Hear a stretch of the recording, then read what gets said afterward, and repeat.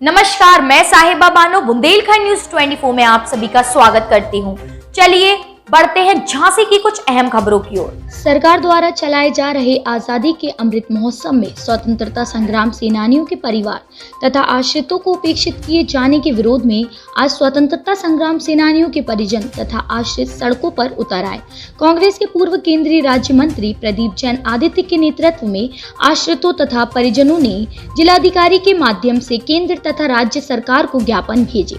इस दौरान पूर्व केंद्रीय राज्य मंत्री ने कहा कि हमें उन स्वतंत्रता संग्राम सेनानियों का आजीवन ऋणी रहना चाहिए जिसकी वजह से आज हम आजादी का सुख भोग रहे हैं। लेकिन यह दुर्भाग्य का विषय है कि जिस आजादी के नाम पर अमृत महोत्सव मनाया जा रहा है, उस अमृत महोत्सव के लिए गठित समितियों में जिले से लेकर केंद्र तक में एक भी समिति में स्वतंत्रता संग्राम सेनानी के किसी भी आश्रित या परिजनों को शामिल नहीं किया गया है।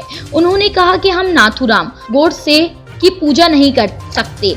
हम आजादी के प्रेता राष्ट्रपिता महात्मा गांधी के आदर्शों पर चलने वाले लोग हैं। स्वतंत्रता संग्राम सेनानी के परिजन तथा सरकार से कोई खैरात नहीं बल्कि अपना हक मांग रहे हैं।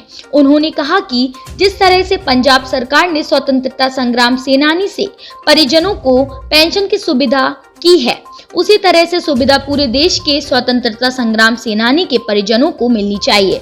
पूर्व केंद्रीय मंत्री ने कहा कि अमृत महोत्सव के नोटिफिकेशन में स्वतंत्रता संग्राम सेनानियों के नाम पर चौराहे तथा स्मारक बनाए जाने का प्रावधान है, लेकिन उस दिशा में कोई भी कार्यवाही क्यों नहीं हो पा रही है, यह भी एक जांच का विषय है। झांसी से संवाददाता मनीष अली के साथ ब्रजेश परिहार की रिपोर्ट। आजादी में जिन्होंने अपना सर्वस्व कुर्बान कर दिया, जिनकी खातिर आज हम खुले आसमान के नीचे सांस ले रहे हैं और जिनकी खातिर इस देश की सत्ता अपनी जड़ें इस देश के हर क्षेत्र में जमा रही, वो कोई सी भी सरकार हो, उस सरकार को स्वतंत्रता संग्राम सेनानियों का ऋणी होना चाहिए जिन्होंने अंग्रेजों से इस देश को मुक्ति दिलाई।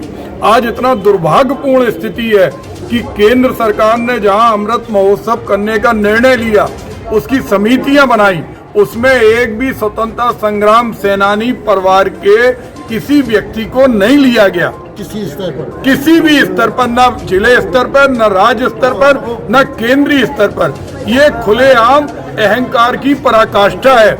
आज इस सरकार को सोचना चाहिए कि अगर हम पैर धोके भी उनके पिए जिन्होंने इस देश को अंग्रेजों से मुक्ति दिलाई, और वो परिवार जिन्होंने उसके दर्द को सहा है, जो गौरवशाली परिवार है, उनको हम अमृत महोत्सव से बाहर क्यों रख रहे हैं? भाई जी, आपका नाम? प्रताप सिंह बुंदेला। आज क्या मांगों को लेके आपने दिया आप लोगों ने? आज हम लोग स्वतंत्रता संग्राम सेनानी वारिस परिवार के लोग आए हैं और माननीय जिलाधिकारी महोदय के माध्यम से माननीय राष्ट्रपति जी को ज्ञापन दे रहे हैं और उस ज्ञापन के माध्यम से हम लोगों ने मांग की है कि हमारे जितने भी स्वतंत्रता संग्राम सेनानी हैं उनको सम्मान दिया जाए, उनको पेंशन दी जाए, उनके आश्रित को पेंशन दी जाए एवं जो अमृत महोत्सव है उनमें स्वतंत्रता संग्राम सेनानियों को शामिल किया। जी भाई साहब, किस चीज को लेकर ज्ञापन दिया है? भाई देखिए, हम सब स्वतंत्रता संग्राम सेनानी परिवार के यहाँ लोग इकट्ठे हुए हैं।